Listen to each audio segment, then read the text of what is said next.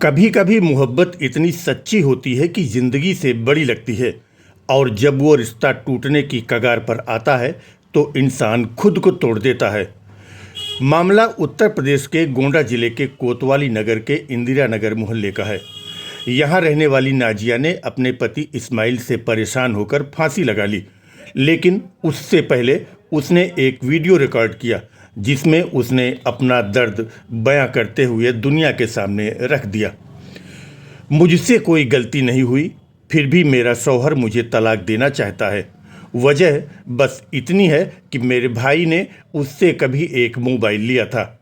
अब वो उसी मोबाइल के पैसे मांग रहा है और मुझे सज़ा दे रहा है। मैं तलाक नहीं चाहती, मैं बस अपने शौहर की होकर रहना चाहती हूँ। अगर यही मेरी गलती है तो मैं अपनी जान दे रही हूँ। आंसुओं से भीगी ये आवाज़ सिर्फ एक औरत की नहीं थी, ये उस समाज की पुकार थी जहाँ रिश्ते ईगो की बलि चढ़ जाते हैं, जहाँ एक पत्नी की वफादारी भी शक की दीवारों में कैद कर दी जाती है। नाजिया की आखिरी ख्वाहिश थी मेरे जाने के बाद कोई किसी को परेशान ना करे और मेरे बच्चे की हिफाजत की जाए। नाजिया तो चली गई, लेकिन ये सवाल छोड़ गई, क्या वाकई तलाक से बड़ी कोई सज़ा हो सकती है? क्या औरत का प्यार इतना सस्ता है कि उसे गलतफहमी की कीमत जान देकर चुकानी पड़े? आइए अब नाजिया द्वारा अपनी मौत के पहले रिकॉर्ड किए गए वीडियो को आपको दिखाता हूं, जिसमें उसने अपनी दर्द भरी कहानी बयां की है, जो अब सोशल मीडिया पर वायरल हो रही है। अस्सलामुअलैकुम, मैं नाजिया इस्माइल शेख। हालांकि मुझसे कुछ गलती नहीं हुई है, फिर भी मेरा आदमी मुझे तलाक देना चाहता है। रीज़न ये है कि मेरा भाई वहाँ से मोबाइल लेके आया था, वो पैसे मांग रहा है कि पैसे मुझे मिल जाएंगे, उसके बाद में मैं मोबाइल वापस दूंगा। मेरी कुछ बात नहीं है उसमें, लेकिन मैं जो हक की बात कर रही उसके लिए मेरे आदमी को ये लग रहा है कि मैं मेरे घर वालों की तरफ से बोल रही हूँ, खाली इसलिए मेरा आदमी मुझे तलाक दे रहा है। मैं तलाक नहीं चाहती, मैं एक ही आदमी के साथ अपनी ज़िंदगी बिताना चाहती हूँ। इसके लिए मैं तलाक नहीं दे सकती, लेकिन अपनी जान दे सकती हूँ। तो मेरे मरने के बाद में कोई किसी को तकलीफ ना दे, मेरे बच्चे की हिफाजत करे, उसका अच्छा ख्याल रखे, उसे पढ़ाए लिखाए बड़ा करे, उसको ध्यान दे। लेकिन मैं तलाक के मामले से नहीं गुजर सकती।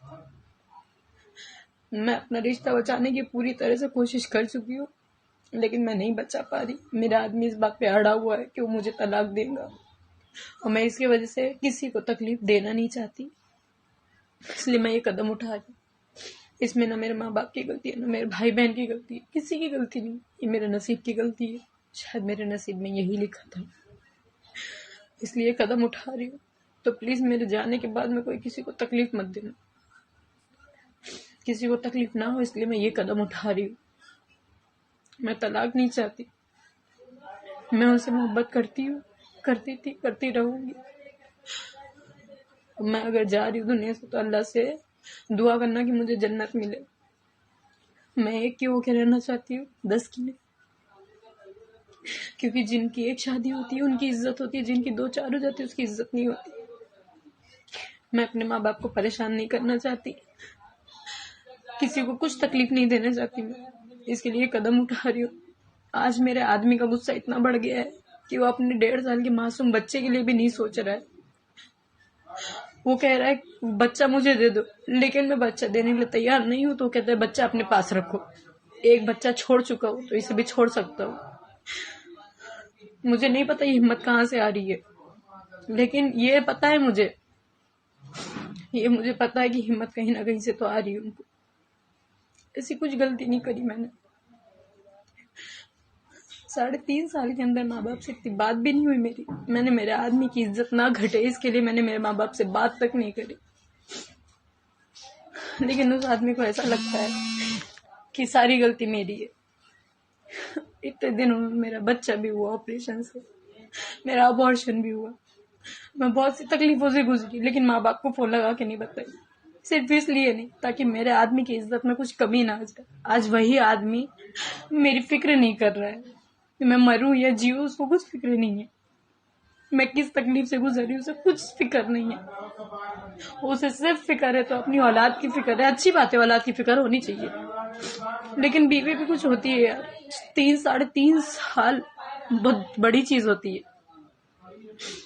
मैं ये दर्द नहीं बर्दाश्त कर सकती। मुझे माफ करना अगर कुछ गलती हुई हो तो, सबसे माफी मांगती हूँ।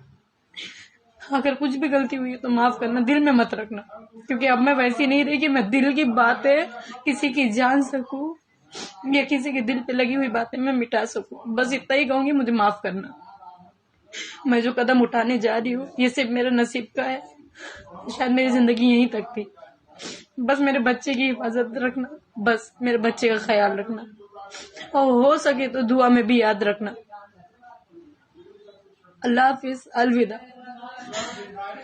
मेरे लिए दुआ करना मेरे हक में।